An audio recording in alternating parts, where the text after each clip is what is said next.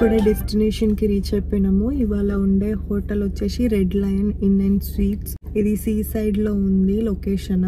రేపు morning beach కి వెళ్దాము. 8 miles దూరంలో ఉంది. సో దగ్గరనే. రేపు మార్నింగ్ తొందరగా లేసి బీచ్ కి వెళ్ళేసి వచ్చి అప్పుడు హోటల్ చెక్అవుట్ చేసి నెక్స్ట్ డెస్టినేషన్ కి వెళ్ళొచ్చు. చూద్దాం ఈ హోటల్ ఎట్లుందో ఏందో. ఇదే ఫస్ట్ టైం మేము ఈ హోటల్లో తీసుకోవడము. ఎప్పుడైనా హాలిడే ఇన్, క్వాలిటీ ఇన్ ఇట్లాంటి దాంట్లో ఉన్నాం కానీ రెడ్ లైన్ ఎప్పుడు ట్రై చేయలే. ఫస్ట్ టైం ట్రై చేస్తున్నాం. Let's see how it will be. చూద్దాము హోటల్ లోపల ఎట్లుంది ఏంటి. మా ఆయన వెళ్ళిండు లోపలికి, వెళ్ళి కీస్ అవన్నీ తీసుకుంటుండు. అక్కడ ఉన్నాడు, కనిపిస్తున్నాడా? హాఫే కనిపిస్తుంది నాకు. మాక్సిమం కింద ఏమని అడుగుతా అని అన్నాడు. ఏమంటారో మరి వాళ్ళు. కింద ఆల్మోస్ట్ అన్ని ఫిల్ అయిపోయినట్టే కొడుతుంది నాకు, ఎందుకంటే కింద కార్స్ అన్ని కనిపిస్తున్నాయి. కింద ఇస్తే సూపర్, ఇంకా వీఆర్ లక్కీ అని చెప్పొచ్చు. హోటల్కి ఇప్పుడే రీచ్ అయినాము. ఇదే హోటల్ మేము ఉండబోయేది. డే 15 అనుకుంటా. Day 15 red lion in and sweets అంట. చాలా బ్యూటిఫుల్గా ఉండే. So let's go in side and look the room. Have good night. Thanks. Pool కూడా ఉంది. పూల్ 11 వరకు ఓపెన్ అంట. మా రూమ్ ఎదురుగానే ఉన్నది పూలు. ఇదే పూలు. బాగుంది హోటల్. కొత్త హోటల్ అనుకుంటా. రూమ్కి వచ్చేసినాము. ఇది గాయస్ డే 15 నైట్ ఈ హోటల్లో ఉంటున్నాము. హోటల్ రూమ్ సింపుల్గా చాలా బాగుంది. AC unit, micro oven, fridge, TV, ఒక క్వీన్ బెడ్, ల్యాంప్. ఇక్కడ ఒక ఎదురుగానే ఒక సింక్ ఇచ్చిండు.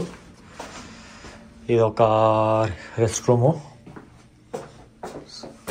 ఓకే, టవల్స్ కూడా పైన ఇచ్చిండు. బాగుంది, బ్యూటిఫుల్. వ్యూ కూడా ఉన్నట్టుంది బయట. విండో చూద్దాము ఎట్లుందో.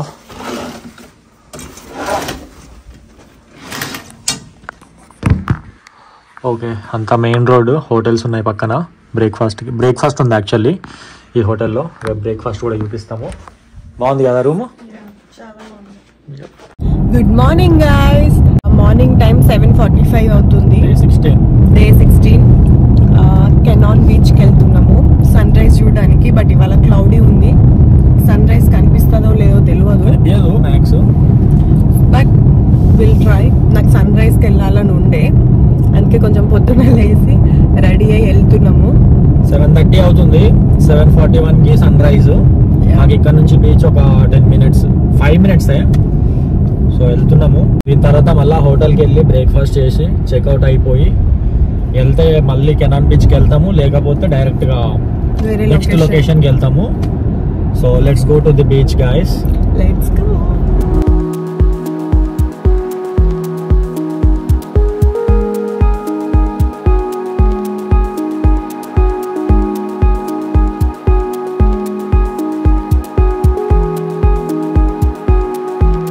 గాయస్ బీచ్కి ఎంటర్ అయిపోయినాము.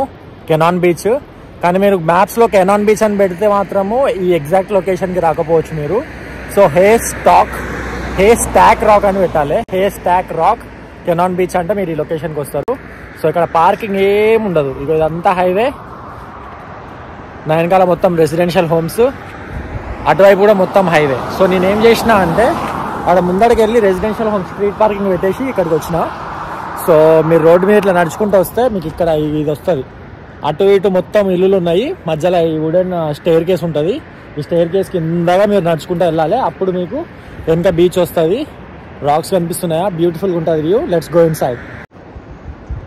హైవే నుంచి మాత్రం చాలా షార్ట్ డిస్టెన్స్. సో ఇది లోపలికి వెళ్ళి చూద్దాము. బీచ్ కనిపిస్తుంది కదా, అదే beach. Very very very short distance అన్నట్టు.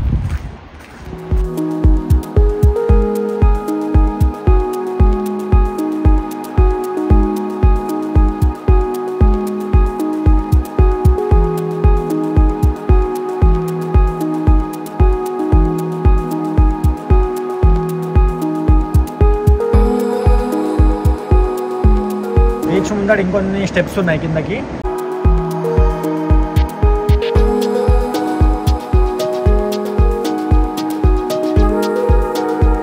ఇది బ్లాక్ శాండ్ బీచ్ కాదు. ఇవన్నీ రెసిడెన్షియల్ హోమ్స్. మధ్యలో ఇట్లా వుడెన్ స్టేర్ కేస్ ఉంటుంది. ఇళ్ళకెళ్ళి రావాలి మీరు రోడ్డు మీద అక్కడెక్కడన్నా స్ట్రీట్ పార్కింగ్ చేసుకొని. సో మీకు ఒకసారి 360 degrees చూపిస్తాను. బ్యూటిఫుల్గా ఉంది ఇది. కాకపోతే బ్లాక్ శాండ్ కాదు.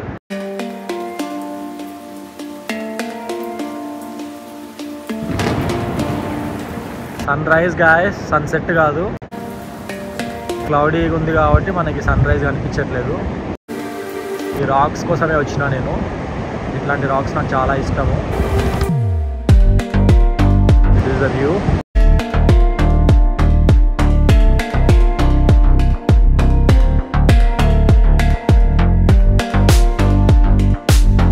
ఇదంతా నార్త్ పసిఫిక్ ఓషన్. ఇది ఓషన్ బీచెస్.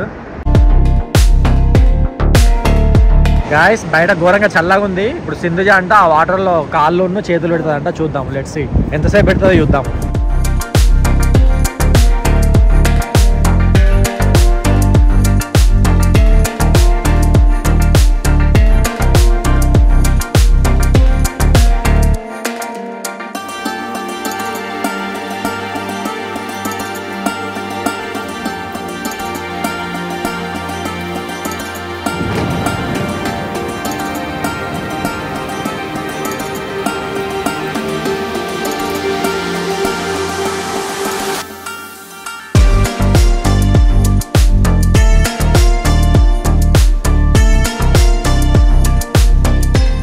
ఏమైంది? వేడిగా ఉన్నాయా వాటర్? చల్లనే ఉన్నాయా? ఏమైంది? అంతేనా? అయిపోయిందా?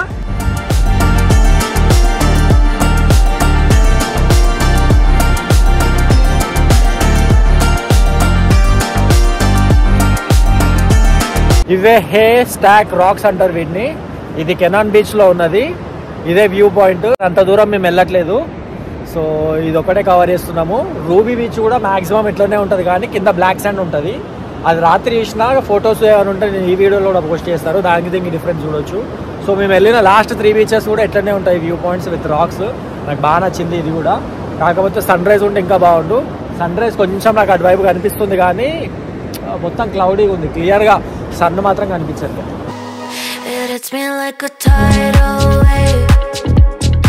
Every time you say my name, it hits me like a tidal wave. It hits me like a tidal wave, a tidal wave, tidal wave, tidal wave, tidal wave. I was so blind. అది guys ఈ beach. ఆఖరికి ఇగో sun వచ్చింది. Sun వచ్చేదాకా ఉన్నాము. మొత్తం clouds అన్ని వెళ్ళిపోయినాయి. ఒక 2 అవర్స్ అవుతుంది. మేము 2 అవర్స్ కాదు 3 అవర్స్ ఇక్కడే ఉన్నాము. చాలా 10 అవుతుంది. మేము 7:30 7:40 అట్లా వచ్చినాము. ఇప్పుడు 10 అవుతుంది. So hope you guys like this video. Hey stock rock Canon beach. మస్తు సేపు ఉన్నాము ఇక్కడ. బాగా ఎంజాయ్ చేసినాము. మీ అందరికి వీడియో నచ్చితే కామెంట్ చేయండి మాకు నచ్చింది అనేసి. బాగుంది కదా, చాలా డిఫరెంట్ ఉంది బీచ్. సో గాయస్ ఈ వీడియో మీకు నచ్చిందని అనుకుంటున్నాము. వీడియో నచ్చితే, ఈ బీచ్లు ఇవన్నీ నచ్చితే, ప్రీవియస్ వీడియో బీచెస్ కూడా మీకు నచ్చితే ప్లీజ్ కామెంట్ చేయండి, లైక్ చేయండి. తప్పకుండా లైక్ చేయడం వల్ల ఇది చాలా మందికి షేర్ అవుతుంది. ఇది ఆరెగాన్లో ఉండే. రిమైనింగ్ 2 బీచెస్ వచ్చేసి వాషింగ్టన్లో ఉండే. సిమిలర్ సేమ్ ఆ బీచెస్ ఈ బీచెస్ మొత్తం పసిఫిక్ ఓషన్ బీచెసే, కానీ డిఫరెంట్ వ్యూస్. కొంచెం ఇది ఒక 100 మైల్స్ దూరంలో ఉన్నది. ఏది వాషింగ్టన్ బీచెస్కి ఈ బీచెస్కి ఒక 100-150 మైల్స్ దూరంలో ఉన్నది. సో మేము జస్ట్ ఆరెగన్ వాషింగ్టన్ బార్డర్లో ఉన్నాము. ఈ ప్లేస్ పేరు వచ్చేసి ఈ కెనాన్ బీచ్. ఈ కెనాన్ బీచ్ ఎక్కడున్నది అంటే సీ సైడ్ అనే టౌన్కి దగ్గరలో ఉన్నది. Seaside Astoria. మీకు హోటల్స్ అవన్నీ కావాలన్నా కూడా సీ సైడ్ ఆస్టోరియా దగ్గర హోటల్స్ చీప్ ఉన్నాయి. మీకు ఇంతకుముందు చెప్పినట్టుగా ఇక్కడ ఈ పర్టిక్యులర్ స్పాట్కి, ఈ రాక్స్ ఉన్న స్పాట్కి పార్కింగ్ అయితే లేదు. మనకి ఇక్కడ మొత్తం మీరు చూస్తే వెనకాల మొత్తం రెసిడెన్షియల్ హోమ్స్. సో ఇవన్నీ కూడా ప్రైవేట్ స్పాట్. ఓన్లీ మీకు అక్కడ కనిపిస్తుంది కదా వుడెన్ స్టేర్ కేస్ ఉంది కదా, అదొక్కటే మనకి పబ్లిక్ ఎంట్రన్స్. మిగతా ఎంట్రన్స్ ఎక్కడుందో నాకు తెలియదు. అట్లాంటి ఎంట్రన్సెస్ ఇంకెక్కడన్నా ఉన్నాయేమో నాకు తెలియదు, కానీ మేమైతే ఈ ఎంట్రన్స్ల నుంచి వచ్చినాము.